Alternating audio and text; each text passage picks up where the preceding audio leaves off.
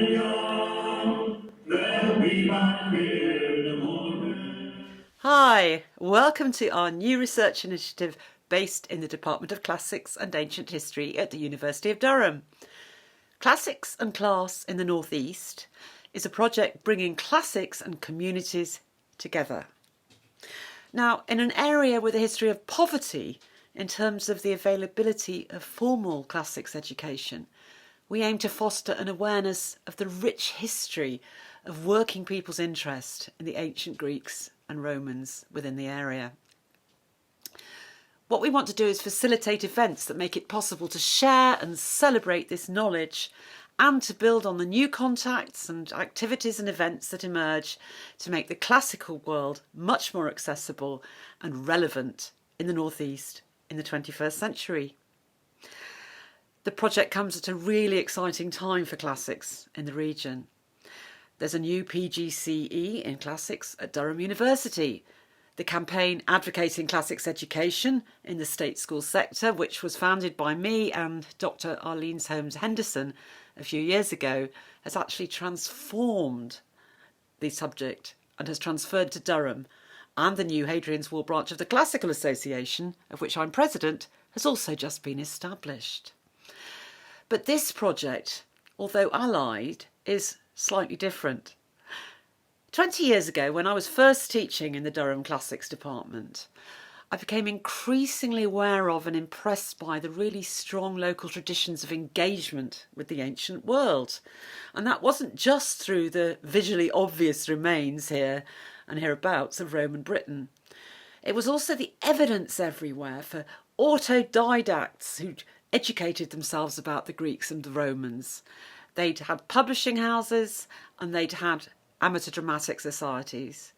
And the evidence I collected eventually led me to expanding the project to all of Britain and Ireland. And I eventually wrote a prize-winning book about all of this with Dr. Henry Stead, who's now at St Andrews University. A People's History of Classics, Class and Greco-Roman Antiquity in Britain and Ireland was published in 2020, but now I'm glad to say it's freely available to download from both my personal website and the Routledge Taylor Francis open access platform. But the strong connection with those original researchers in the North East remain obvious in the book. The region is by far the most prominent. You can actually see some of the really fascinating people and activities we discovered in the North East below in the Encounters section of this website, which has been built by my colleague, Dr. Rory McInnes-Gibbons. Now, that book covers the entire period from 1660 until 1939, and we are planning to make a film about the backstory of classics and class in the North East. We want participation from as many local communities and individuals as possible. We'd really want to make it a truly cooperative and inclusive voyage of discovery. We'd actually be delighted to hear from anyone via this website with any experience of the history of working people's engagement with the Greeks and Romans, and we would love to interview you in the film. But in this short film, I want to just show how many really important cultural products which make classics exciting have emanated more recently from the northeast of England. Take Terry Deary, the absolute genius behind horrible histories. Now, he was actually born in Sunderland. His father, Bill, owned a butcher's shop in Hendon, which was a very impoverished part of the city, and his mother, Frida, was the manager of a clothing shop. Deary went to Monk Wearmouth Grammar School, but he hated the way he was taught all the subjects. Still, he eventually qualified as a teacher at the Sunderland College of Education, and for many years taught drama. He began his Horrible Histories series in the 1990s, and the books and the cartoons and well-loved television versions have made history accessible to millions of children internationally. He was actually one reason why our daughter Sarah decided to study history at university. In classics, the books The Groovy Greeks and The Rotten Romans have been worldwide mega hits. Deary's now retired and lives in Burnhope, County Durham. Next up is Sir Ridley Scott. Now, he was born in 1937 in South Shields. His great-uncle Dixon Scott had run a cinema chain around Tyneside and encouraged his young relatives' interest in the movies. And of course, Ridley's box office hits have included Alien, Blade Runner and Thelma and Louise, but perhaps most famous of all is Gladiator 2000. Gladiator won 5 Academy Awards, including Best Picture, Best Actor for the film star Russell Crowe, and a nomination for Best Director. And in fact, the film was named the 5th best action movie of all time in the ABC special Best in Film, The Greatest Movies of Our Time. Now, Russell Crowe memorably stars as Roman general Maximus Decimus Meridius. Now, he's betrayed when Commodus, the ambitious son of the Stoic emperor Marcus Aurelius, murders his father and seizes his throne. Reduced to slavery, Maximus becomes a gladiator and rises through the ranks of the arena to avenge the murders of his family and his emperor. The movie is very loosely based on real events that occurred within the Roman Empire in the later half of the 2nd century AD. But Ridley Scott wanted to portray Roman culture more accurately and realistically than in any previous film, and he hired several historians as advisors. And now, a sequel excitingly seems to be likely, centering on Maximus's son Lucius. Final discussions of who will star are ongoing right now, and in the northeast we cannot wait. It would be great if Lucius was sent to the Roman province of Britannia to serve in the northeast for a while. And now for a coincidence, or perhaps not. Ridley Scott attended Grangefield Grammar School in Stockton-on-Tees. But so did the famous novelist Pat Barker, born into a working-class family in 1943 in Thornaby-on-Tees. Now, it's rare for a writer who's won prizes for her novels about the trauma inflicted by 20th century combat. It's rare that she turns to the late Bronze Age warfare depicted in the Homeric Iliad. But perhaps we shouldn't be so surprised that the definitive Greek war epic attracted Barker's attention. She'd won the Booker Prize for The Ghost Road in 1995, the final novel in her World War I trilogy. But it was only part of the monumental achievement also constituted by the trilogy, which included Regeneration, 1991, and The Eye in the Door, 1993. Fiction on a scale and of a scope that equals the epic storytelling art at which the Homeric poets excelled. In her earlier novels, like Union Street in 1982, Barker had explored the subjective experience of working-class women. And it's her commitment to recovering the real psychological predicament of powerless women that motors The Silence of the Girls, which was shortlisted for both the Women's Prize for Fiction, that was in 2019, and the Costa Novel Award. The setting of The Silence of the Girls is the centre of Greek military operations at Troy, where women enslaved during the sieges of all the surrounding towns in Asia Minor are brutally raped and herded into what Barker has no hesitation in calling a rape camp. Her novel's title was suggested by the notorious ancient Greek proverb, "Silence becomes a woman." This was barked by the macho Greek hero Ajax at his concubine Tecmessa in Sophocles' memorable tragedy Ajax. And in that play, he commits suicide after displaying symptoms uncannily close to those that we would now diagnose as indicating post-traumatic stress disorder. Both Ajax and Tecmessa are briefly brought to vivid life in the novel, and the proverb is its leitmotif. Now, most of the novel features Briseis as first-person narrator, painfully aware of her previous life as the young queen of nearby Lyrnessus. She was taken captive after seeing her city sacked and all her menfolk killed. Her beauty meant that she was spared being thrown to the regular soldiers for their common use. She was awarded instead to the great Greek hero Achilles. Now, this novel's ethical heart lies in Briseis's growing realisation that the Greeks are no worse than any other warrior people, and that her only future lies with them. This is not Stockholm Syndrome.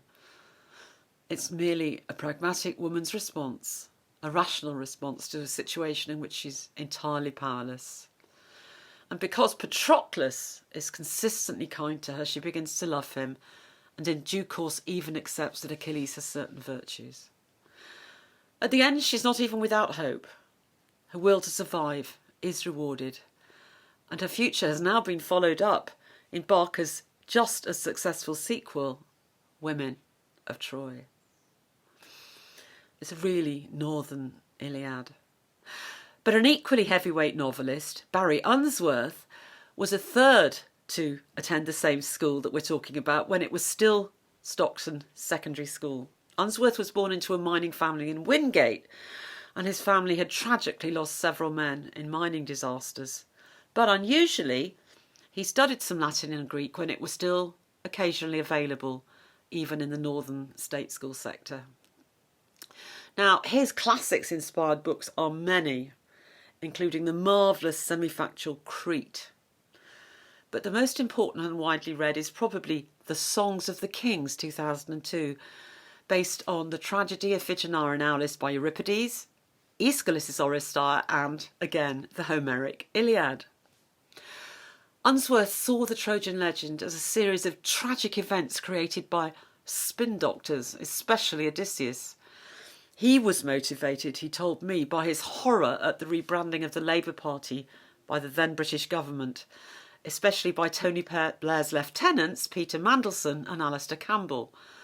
He was outraged by the specious case made for supporting the US military aggression and policies after 9/11. Now, his novel brushes the Trojan War against the grain. He lends voice to the ancient underclass. And since Unsworth was himself born into such an impoverished and oppressed working class family in County Durham, all his fiction demonstrates an acute sensitivity to the casual brutality of the language with which powerful people address the powerless. The date when this novel was published, just a year after 9/11, certainly made the cynical, warmongering exploitation of the ignorant by his obnoxious spin doctor Odysseus seem terrifyingly topical.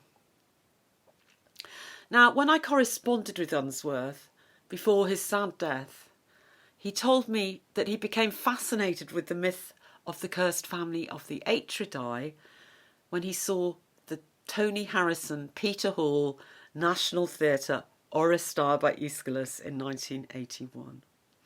And this leads us onto one of the greatest cultural heroes of the North East. For Tony Harrison, although born and raised in Leeds, adopted Durham and Newcastle in the 1960s, the late 1960s actually, and has lived in Gosforth ever since. Harrison is an international literary name. He's won the European Prize for Literature and the Penn Pinter Prize. But he was born into a poor family, the son of a baker. He won a scholarship to Leeds Grammar School, studied classics, and took a degree in classics at Leeds University. Now, his vast output does include many translations and adaptations from classical authors. Besides that landmark Oresteia, they include tragedies by Euripides and the wonderful embedded version of Sophocles' satyr play Traccas in Harrison's masterpiece Traccas of Oxyrhynchus, 1990, voted one of the best 100 plays of the 20th century. His feature film Prometheus portrays the effects of the decimation of the coal industry in the northeast through an adaptation of a tragedy, Prometheus, attributed to Aeschylus. But almost all Harrison's poems feature both classical material and much material from his experience of living in Newcastle, such as the poem Newcastle is Peru. And that mentions the very statue of Neptune standing with his trident on two dolphins and flanked by a pair of Tyneside fish fives, which was designed for the old fish market in the late 1870s by a sculptor named George Byrne. Here's some lines. Swirled detritus and driftwood pass in state the 1880 Sassinator Cold Storage Company. And Neptune gazes at the Tyne's flow seawards, where the sea winds boast and bluster at the northeast coast. The sluggish Tyne meandering through the staithes and shipyards of Peru. Now that statue of Neptune forms our logo for this project. It's folksy and diminutive in comparison with, say, the Earl Grey monument, but to the people of Newcastle it's just as familiar and much more loved.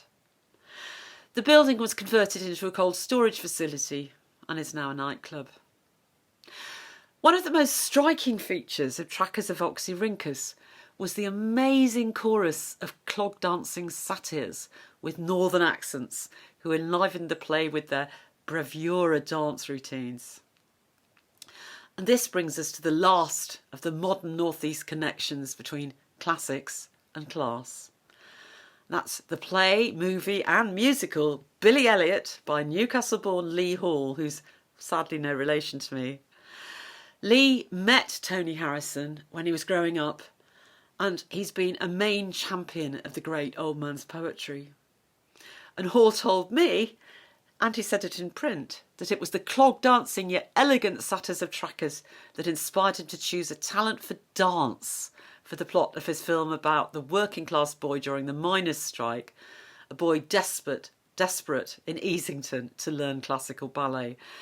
And Hall combined this with the life story of Sir Thomas Allen of Seaham, who grew up to become a great international operatic baritone and was, until last year, Chancellor of Durham University. So many wonderful contributions to very recent national and international culture over the last few decades have sprung precisely from the intersection of classics and class in the northeast of England. Children's books, movies, theatre, poetry and musicals. And our project and our attention is that our project, by celebrating both the past and the present, will help to secure the place of the Greeks and Romans in the culture and education of the region's future. Thank you for listening, and we hope you enjoy the website. Oh, before the smiling sun arrives, we're in the cage descending, and welcome away by the break of day, our backs and knees are bending.